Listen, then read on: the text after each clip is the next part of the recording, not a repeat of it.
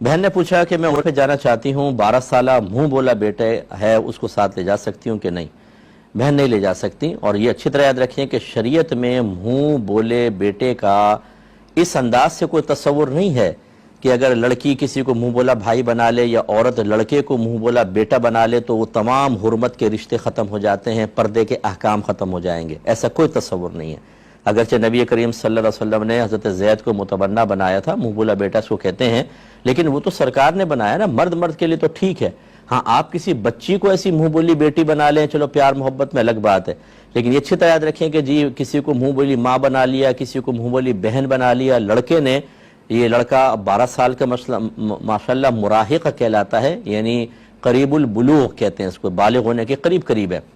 اس سے تو پردہ واجب ہے۔ عورت کو تھوڑا سا بڑا ہوگا پردہ واجب ہو جائے گا۔ آپ کا اس کو منہ بولا بیٹا کہہ دینے سے یاد رکھیں وہ آپ کا بیٹا نہیں ہو گیا، وہ نامحرم ہے، اور نامحرم کے ساتھ اگر آپ عمرہ یا حج پر جائیں گی تو قدم قدم پر آپ کو گناہ ملے گا۔ یہ جو ہماری بہنیں آج کل کہہ رہی ہیں نا جی وہ فلاں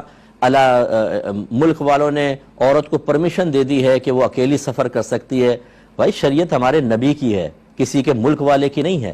چاہے وہاں پہ مکہ مدینہ ہو۔ شریعت ہمارے نبی کریم صلی اللہ علیہ وسلم کی، اور نبی کریم نے عورت کو اکیلے سفر کرنے سے منع کیا۔ اب عورتیں جرأت کے ساتھ جو ہیں وہ قافلوں کے اندر جا رہی ہیں، کاروان والوں کے ساتھ جا رہی ہیں، اور کہتی ہیں کہ ہمیں تو پرمیشن وہاں سے مل گئی ہے کہ ہم اکیلے سفر کر سکتے ہیں۔ یاد رکھیں کہ جیسے میں نے کہا شریعت ہمارے نبی کی ہے، اور نبی کریم صلی اللہ علیہ وسلم نے ارشاد فرمایا کسی عورت کے لیے حلال نہیں کہ وہ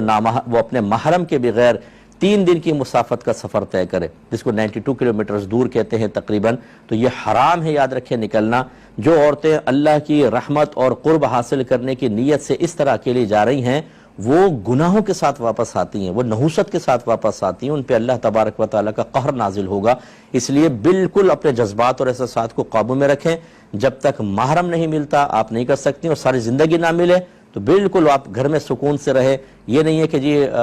اب ہمیں چونکہ محرم نہیں ہے تو ہم اللہ کی نافرمانی کر کے اسی رب کی رحمت حاصل کرنے کے لیے جائیں۔ اللہ کی نافرمانی کے ساتھ کوئی رحمت حاصل نہیں ہوتی۔ یہ بالکل ایسے ہی ہوگا جیسے کوئی ڈاکہ مارے اور پیسہ لوٹ کر غریبوں میں تقسیم کر دے، تو کیا یہ اللہ کی بارگاہ میں مقبول ہوگا؟ اسی طریقے سے جس فعل کی بنیاد گناہ پر ہو اس میں اللہ کی رحمت حاصل نہیں ہوتی۔ تو میری بہن یہ بچے کو آپ گھر میں بھی داخل نہ ہونے دیں، قریب البلوغ ہے، تھوڑے عرصے میں بالغ بھی ہو جائے گا، بڑا ہو جائے گا، اور آپ کا اس کو گھر میں داخل کرنا ہی گناہ اور حرام ہوگا۔ اس نامحرم کو اپنے گھر سے باہر نکالیے۔